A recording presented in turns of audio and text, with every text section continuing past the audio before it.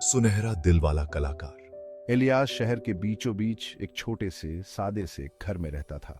उसकी दुनिया उन चमकती इमारतों से बिल्कुल अलग थी जो आसमान को छूती थी। वो एक सीधा साधा इंसान था जिसकी जिंदगी कैनवास पर अपने पेंटब्रश की मदहोश धुन के साथ गुजरती थी। इलियास के पास एक अनोखा हुनर था, रंगों में जान फूंकने का, अपने ब्रश के जरिए कहानियां कहने का। उसकी कला शहर की आत्मा, उसकी रौनक, उसके संघर्ष और उसके अदम्य उत्साह को दर्शाती थी। हालांकि वो सादगी से जीवन जीता था, लेकिन उसका दिल दया और गुप्त उदारता से भरा हुआ था। इलियास ने मुश्किलें देखी थी। उसने भूख की चुभन, अकेली रातों की ठंडक महसूस की थी, लेकिन इन सब के बावजूद उसका हौसला नहीं टूटा। उसे अपनी कला में सुकून मिलता था। उसके ब्रश के हर एक स्ट्रोक के साथ उसकी आत्मा ऊंची उड़ान भरती थी। उसके चित्र केवल वास्तविकता के चित्रण नहीं थे, वे उसकी आत्मा की खिड़कियां थीं। हर ब्रश स्ट्रोक उसकी उम्मीदों और सपनों से सराबोर था। इलियास कला की ताकत में विश्वास रखता था, जो लोगों को ठीक कर सकती है, प्रेरित कर सकती है और एकजुट कर सकती है। वो उस दिन का सपना देखता था जब उसकी कला दूसरों के जीवन को छुएगी, आशा और सुंदरता का संदेश फैलाएगी। सुंदरता का संदेश। सोन के पिंजरे में कैद विक्टर ऐश्वर्य और भव्यता की दुनिया में रहता था। उसका घर एक आलीशान हवेली थी जो उसके परिवार के धन और रसूख की गवाही देती थी।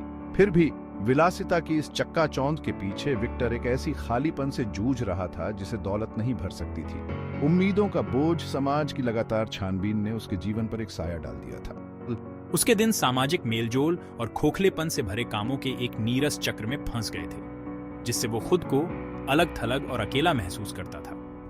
विक्टर कुछ और चाहता था, अपने अस्तित्व के सोन के पिंजरे से परे एक उद्देश्य की तलाश।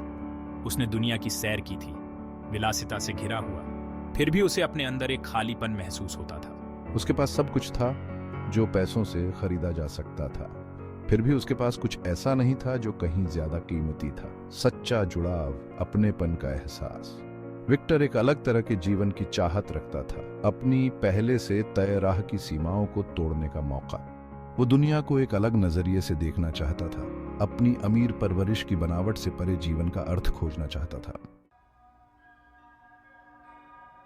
किस्मत को कुछ और ही मंजूर था। एक दिन विक्टर खुद को शहर के एक शांत कोने में बनी एक अजीबोगरीब कला की दुकान की ओर खींचता हुआ पाता है। दुकान रंगों से सजी हुई थी, कैनवास दीवारों पर टिके हुए थे, हर एक में जान धड़क रही थी। जैसे ही वो अंदर कदम रखता है, उसकी नजर एक ऐसी पेंटिंग पर पड़ती है जो उसे अपनी जगह रोक देती है। यह शहर के ऊपर सूर्योदय का चित्रण था।